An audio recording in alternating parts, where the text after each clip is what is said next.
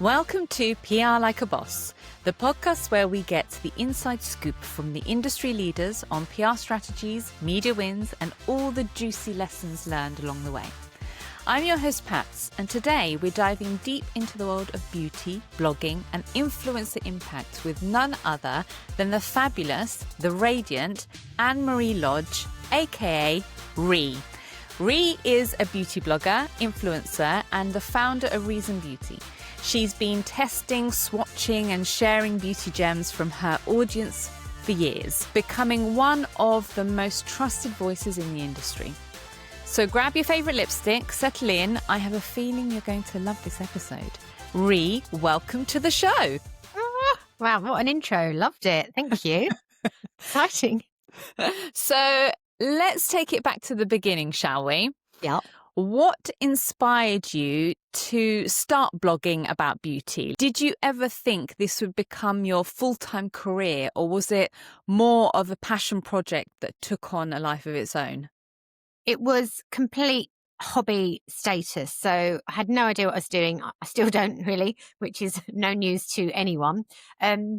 Literally, I joined Twitter, I discovered blogs, and I was like, oh, I didn't realize that everything on the internet wasn't approved and signed off, and that I could actually add my little, opinion from my corner of the world. So I wrote a blog post. The first blog post wasn't about beauty, actually. It was about shoes or something. But I called it Really Ree because that was my Twitter handle.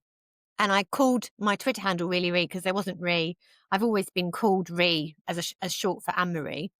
It was a bit of a funny pun, I thought, on how there was the real whoever, just so that they were an official account before blue ticks and all that stuff. So, and I thought it was funny, seeing as I wasn't anyone, nobody cared or knew, and it was really Ree. So, but that was just me having a little laugh, basically.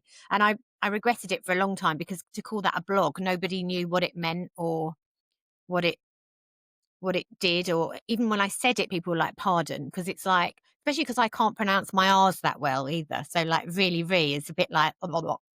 And I just started it. I wrote a blog post and then wanted to write more, basically. And that was how it started. Never thought it would be a job. And look at you now. I know. Was there a particular moment or milestone when you thought, oh, wow, this is really happening, this is big? Any pinch me moments along the way? There've been a bazillion, but I remember thinking, oh, this is a thing. Well, first of all, I didn't understand about PR samples, so I didn't ever know that when a journalist wrote about something in a magazine or a newspaper, that they'd been provided that product for free. I just thought someone had gone, oh, I'm trying this thing, and I thought I might write about it or whatever. And, I didn't realize it was a whole process, the beauty cupboard, the PR sampling. And I remember thinking, wow. And other people had already started beauty blogging before I did. And I remember thinking that I realized that journalists had got products given to them because it was part of a strategy. Mm-hmm. And then I was like, wow, I can't believe that. That's amazing. And then I remember getting an email from a PR offering me, it was fake tan. And I have always been obsessed with fake tan. I literally genuinely believe that if fake tan didn't exist, I would be a much more miserable person. Well, sunshine in a bottle. yeah, Makes us happier, doesn't it? And they offered me some fake tan and nail polish. And I remember phoning my friend Lucy, who's also obsessed with fake tan, and she came around and I was like, look. It's look, they've sent it to me. Why? And she was like, oh, this is so weird. And I just didn't understand, really. I didn't understand the whole idea of it. All of it was just amazing and crazy. And actually, at first, when they asked for my address, I was like, this is very dodgy. Have I tweeted that I'm going on holiday or something and someone's trying to... It's just so weird. But obviously now you give your address to here, there, everywhere. But that was it. I basically got sent some samples, and then I just started writing about things that I hadn't bought, which was a whole new... That was like a milestone, I think. So, yeah, but there were other things I've done some amazing things. I remember having a telephone call with Courtney Cox for Pantene. we were all sat downstairs on a Sunday night, and it was scheduled in for a Sunday night. It was years ago. My son was only little. And I was like, everyone just be really, really quiet. I'm going to phone Monica. Literally. And I've still got the recording because I actually recorded it on my voice notes, like voice memo on my iPhone. And I'm practically crying, but she doesn't know that. I can hear it in my voice because I just couldn't believe that I was chatting to Monica, from literally just having written a blog post one Sunday afternoon. And, it was crazy. Love that. So you've been in the space for quite some time and seen the landscape change massively, as I have. What are some of the biggest shifts you've noticed in beauty blogging and influencer culture? And have these changes affected how you create content? God, there's a lot in that, isn't there? Yeah. It's kind of crazy because I remember when I first went to events in the very beginning, I didn't know anybody.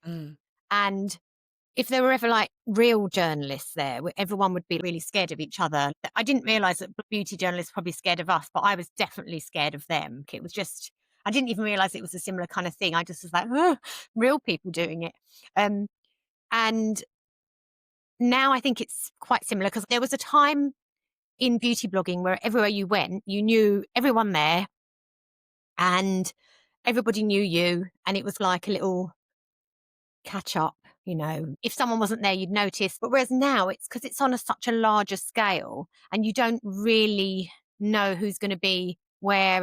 In those days, they probably invited everyone, but all of us weren't that many. So you can't really just blanket invite everyone now to a thing. You'd fill a stadium probably of influencers now if everyone came. So often I don't always know that many people and they don't know me, which is fine because I've almost become anonymous again, I think, really, which I don't know how. I mean, for me, I like to go to events to get the information and the products so that I can write about them. And it is really lovely when you go to something and there's loads of the old school there and you have a lovely catch up. And you must feel like that as well with when I go to PR events, which actually I don't really go to much anymore, the ones that I have been in the recent past, I look around the room and oh my goodness, who are all these PRs? I don't know anyone. Yeah. So I mean, it has changed dramatically. It has really changed. And I think because obviously I was always older than everyone else, always not everyone else, but like say 95%. There were a few older bloggers, but I didn't start till I was like 35 and everybody was younger. It was a younger person thing to do anyway. But now I'm really, really old. Like, no, you're not. No, but some of them are more than 30 years younger than me. It's like I've been using certain products longer than they've been alive. It's kind of wild. And I sometimes wonder if when I'm there and I don't know anyone else and I'm at an event and I'm like sitting or just, waiting for the presentation to start, I wonder if they think I'm someone's mum. Oh my goodness. Because I'm just like there, someone's momager or often I get mistaken for being a PR. Oh, really? Yeah. Like someone will thank me when they're leaving and I'm like, okay, you're welcome. Or like, especially because if I do know the PRs and I'll chat to them, I suppose it looks like I'm a colleague rather than, say you and I were chatting at an event and it was your event. A younger person could think that I'm just part of your team. So, and I think that happens to me quite a lot. I've had people ask me where their taxi is before. And I'm like, I don't know. I don't work here. Yeah. So, but I mean, I like to think it's because I've got a very authoritative approach, but it can't be that. It is. I'm pretty sure it is. In terms of how I guess the landscape has changed from content creation, have these changes affected how you personally create your content? Not the content that I care about, really. Okay. So, for example, I've always just stayed in my blogging lane, always. So what was important to me then is still really important to me now. So what made a difference with blogging was reviewing things quickly, Mm. getting swatches up that people couldn't, see a product and it's not even out yet. And they're like, oh my God, what will it look like? What are the shades? You're reacting to situations really fast. And because I was always really inspired by that, I was always kind of into my Google Analytics and, I could see what was getting traction, what pushed me up in rankings on Google, because that's been important to me for a long time to have all good organic search results and always being on the first page of Google if I write about something. I check it literally like seconds after I've published something and I'm like Really? re-indexing and waiting for things to happen. But I've always done that and I still do that. And I think it's one of the things I have actual real control over, because obviously other than that, I'd just be moaning about the Instagram algorithm. Yeah. Like a lot of Whereas us do. I can use my knowledge that I've built over years and years and years to almost engineer my own algorithm for the website. Mm.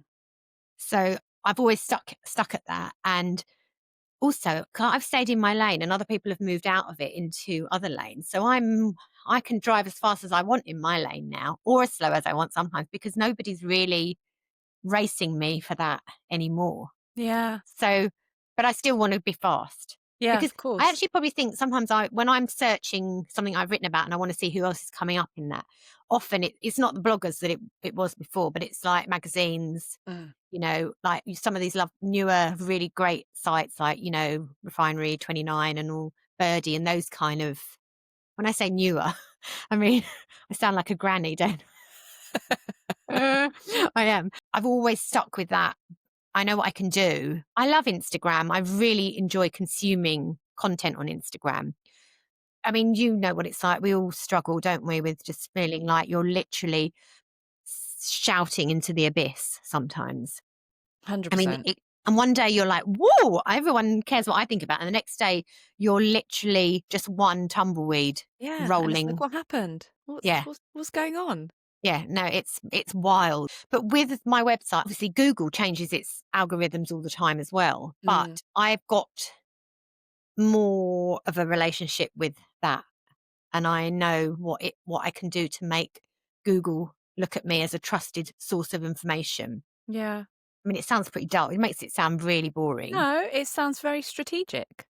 Yeah, I mean, I try. I started the blog in 2010, so it's old now, and it's, I like to think. I mean, the the amount of photos of me in Google Images is mental.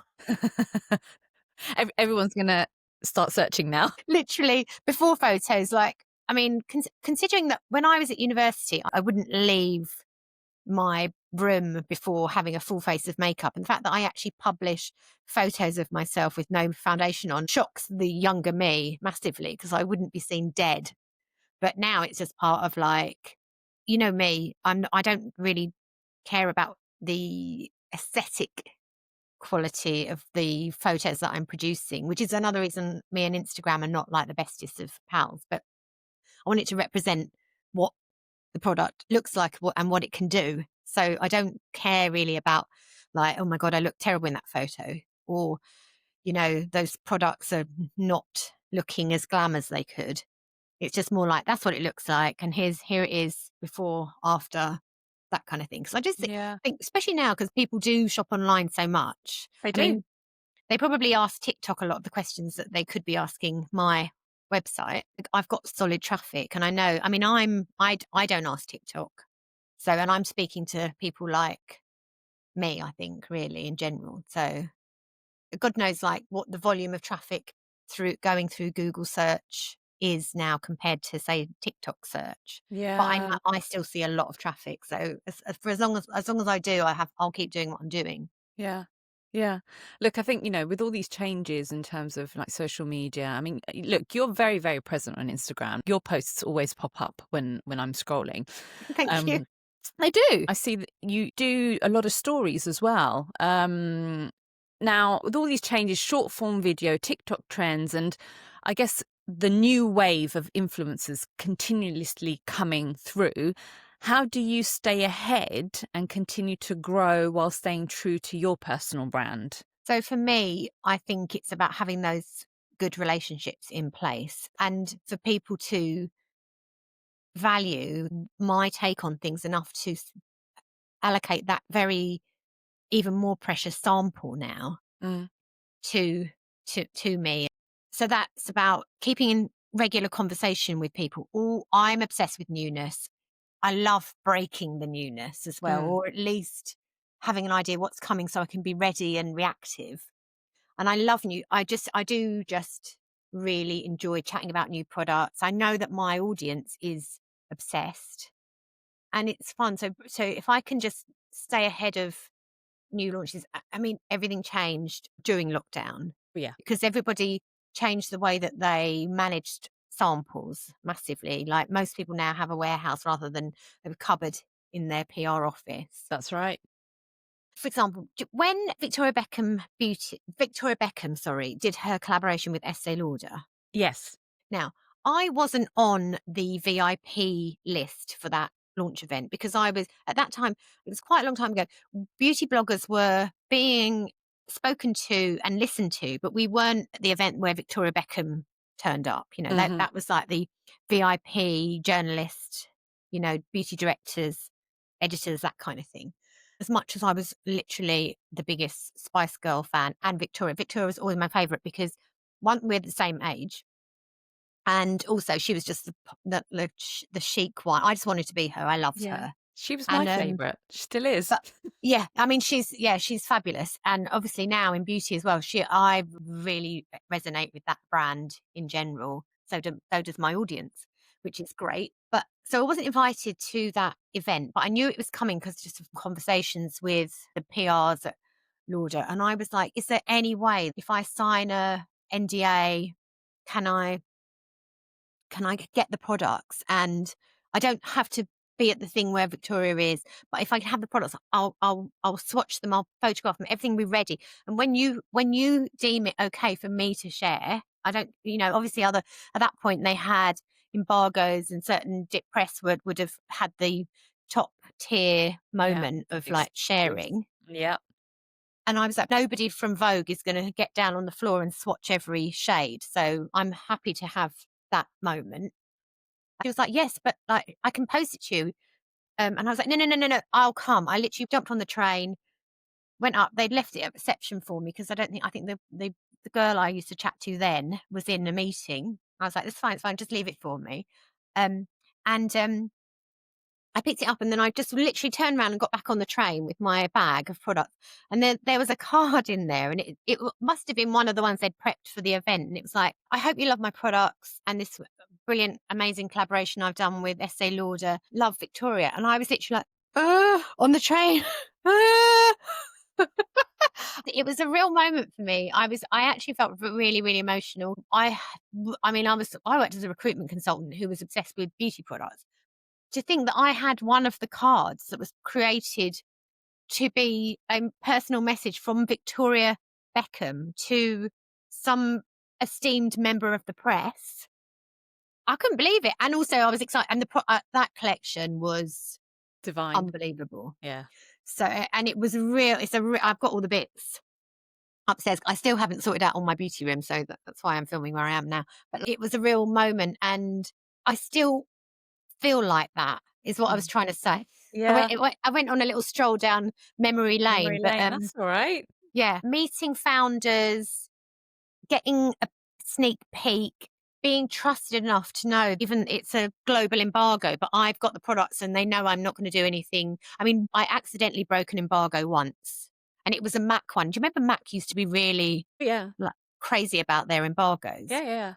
And I hadn't realised it wasn't on my bit of information. And I was literally like, oh my God, I've broken an embargo. I hope people would continue to trust me. But literally, I took it down straight away. And yeah, embargoes, I think, are really important. And a lot of the newer content creators now don't have any concept of what that actually means. And I get that completely because, like, it's quite rare these days. Yeah. Yeah. But I love an embargo because it allows me time to create that content so that as soon as that is allowed to be said, I've said That's it. it. You're in there. Yeah. Yeah. So, yeah. Wow. Now, this is the part where we get into the PR side of things. Yeah. So, as an influencer who works with many brands all the time, what are the absolute do's and don'ts when it comes to PR professionals reaching out? Obviously, I love a bit of newness, so you can dangle that carrot any day. Yeah. Like, I'm literally there and running. If someone's saying, I want you to be the first person to see this, I'm there. So that I always love. Don'ts. I mean, I hate the do's and the don'ts because I just think we're all learning as this evolves. Mm-hmm. So sometimes people make mistakes, like I get a lot of emails that say, Dear Really. Oh, you don't. I do, but I get it because it's probably MailChimp or some other mailing list kind of thing. They've got Yeah, me in but as you can put, Re. the first name in the right column.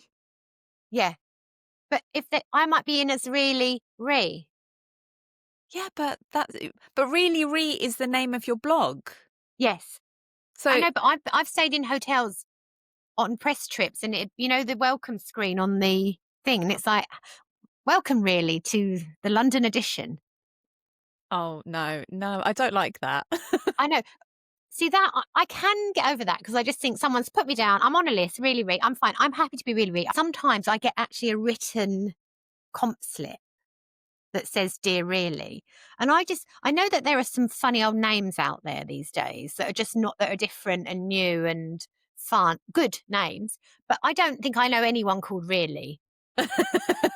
No, I don't think I know anyone I called think I Really would either. if I was that intern writing that card out or the person in the warehouse, which it could be, to be fair. Surely you would question it and be like, really? Yeah. But it does make me laugh. But the thing I wouldn't do is shame someone for it because I just think it's one of those things that happens. It's better than in the old days. It used to be like, Dear Blogger. Oh, okay. At Yeah. least it is meant for me. Yeah. Are there any pitch emails that have made you cringe, or on the flip side, pitches that have made you say, yeah, I really need to work with this brand right now? I think if it's about innovation and newness, that's like, yep. I'm completely interested in that. I mean, some things just don't know who I am. If it's about a spot sticker or something, I think, and also like some of the pictures are like, I just read your review on, and they just like, they've gone over to the blog and just picked up any old blog post and dumped the link in. Yeah. And it's like because obviously I think at some point it was like, somebody in PR school said, you need to let them know that they know who you're really familiar with their content or whatever, and la la la la la. But sometimes you just know that they're not. I can't bear it when I get like, hey lovely, from someone that I've never ever met before. Or like hun. But again, some people like that. At least And if we work knew on the them, relationship to be able to call me lovely or hun. yeah. Not that and it's not that I'm offended. I just find it a tad cringy. Yeah. And like, if I ever did that by accident, and I'm sure I have, I've signed emails from Tree before just because I haven't literally, I'm not paying attention. So yeah, because obviously re is not really a word, is it? REE, so it doesn't often autocorrects to other things. I remember I used to try and Google myself years ago. Sorry, this is off topic, because I was always obsessed with whether my content was ranking, and then I became obsessed with what the internet thought really was.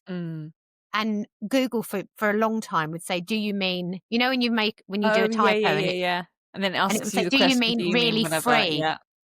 Really, is it really free? And I'd be like, no. So when it stopped doing that, I was like, oh, made it. Okay, it's time for a little game. This right, one okay. is called Beauty Blogger Confessions. Right. I'm going to throw out some quick fire questions your way, and you just have to answer with the first thing that comes to mind, okay? Okay. Right. What's the wildest or messiest product testing moment you've ever had? back in the day, Urban Decay launched loads of new shades of their little single eyeshadows. They're like moon dust or something. In fact, they're still, The powdery ones. yeah, they're like twinkly. Yeah, yeah, yeah. I remember those. Yeah. And they launched them at the Rosewood Hotel when it was quite new. And I stayed over at this swanky dinner and event. But me being me, I wanted to swatch all the products that night. And I mean, I enjoy myself at an event, you know. Yeah. Like I'm happy to like have everyone's share of wine, basically, Yep. especially these days because nobody really drinks. When the younger lot are there, they don't drink. So I'm They just like, don't, oh, do don't they? worry, I'll help. And I literally was swatching, like, it got wild. I've got out of control about what shade was which, and they were all over the table, and I was just desperately trying. I was literally up all night trying to like sober up and make it make it work. And yeah, that was one. I've had like a lot of times when it's like the wrong shade, and I'm ready to do my before and after photos, and it's literally gone wrong.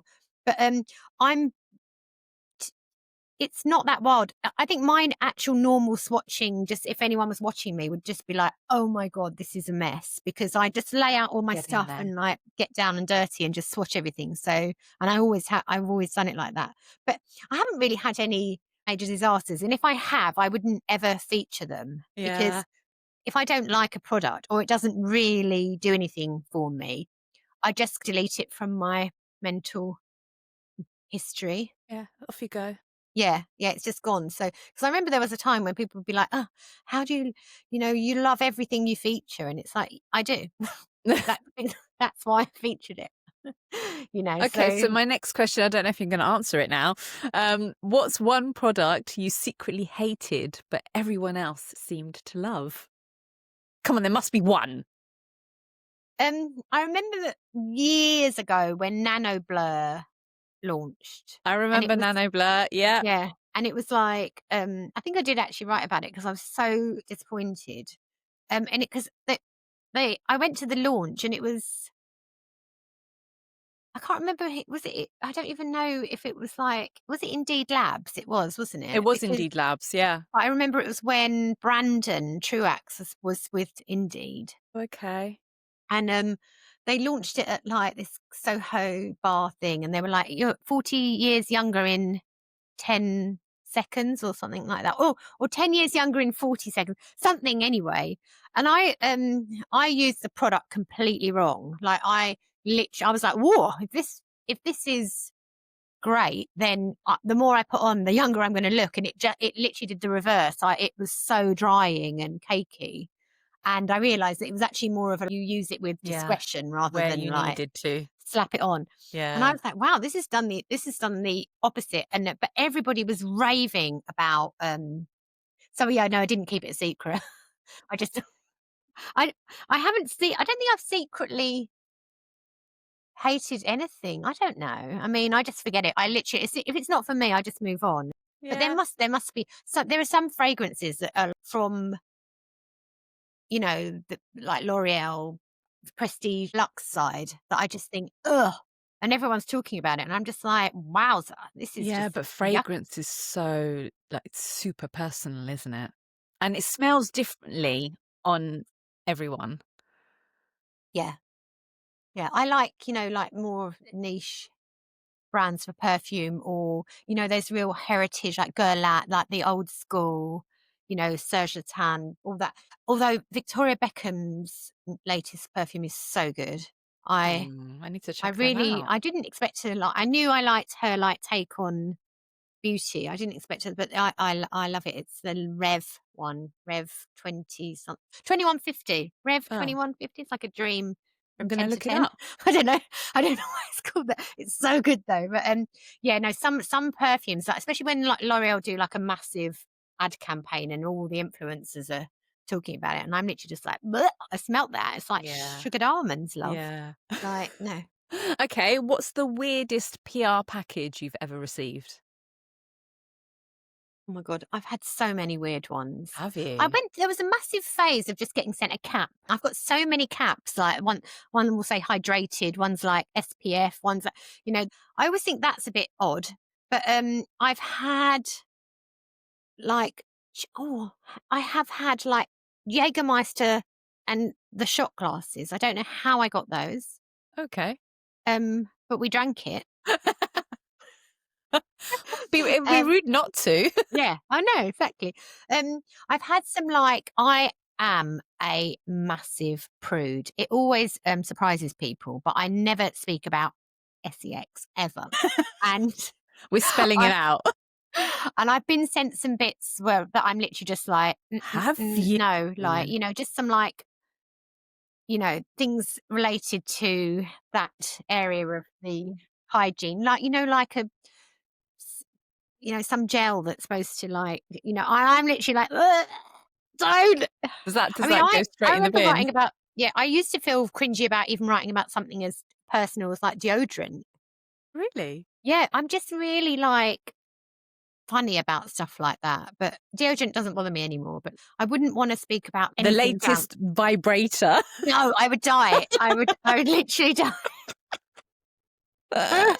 So yeah, anything like that, and I'm just literally like, oh my God, I don't even know. No. So I don't know what it is. It's just something, and everyone's always shocked because I'm loud and I have a loud laugh. I don't take things that seriously. People expect me to be really open about stuff like that, and I'm just not. I'm if the conversation ever moves on to bedroom stuff, I'll just go really, really silent. I'll remember that for the next time I see you. Yeah, if you ever want to embarrass me. On a night out. Okay, what's the strangest place you've ever done a beauty review or filmed content in?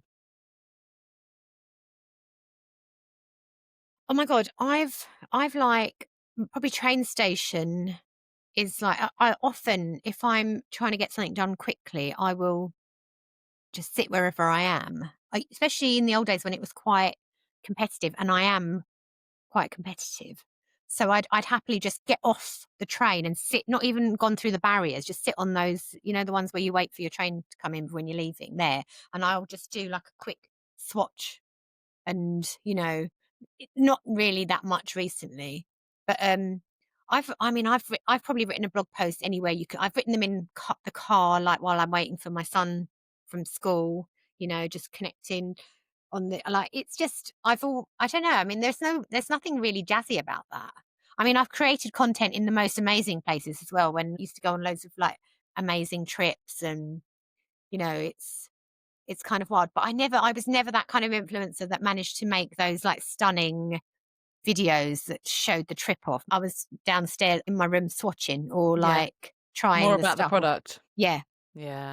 So for me, it is always about the product though. If the choice was, probably shouldn't say this, but if the choice was getting to see the product early or going on the trip, I'd rather get the product early. Yeah. But I'd also like to go on the trip if anyone wants to invite me. Ree, this has been so much fun. Thank you for sharing your journey, your insights, and of course your beauty blogger confessions. Where can listeners find you and stay up to date with all things Really Ree? So the main place is reallyre.com, where I try and do a new blog post every day, and then obviously Really Ree on Instagram, and quite like a bit of Pinterest as well. Do you? Yeah, only to drive traffic, to be honest. Yeah, I kind of neglect Pinterest. Maybe I should it does. have a look at it again. It does drive traffic to the blog. Oh, amazing. And to everyone listening, thank you for tuning in. If you love this episode, don't forget to follow, subscribe, share it with someone who needs to hear it, or leave a review. I'd love to hear from you. And don't forget, if you're ready to elevate your PR game, check out my e-course, PR Like a Boss. It's packed with actionable tips to help you get noticed and stand out. The link is in the show notes. Until next time, keep PRing like a boss.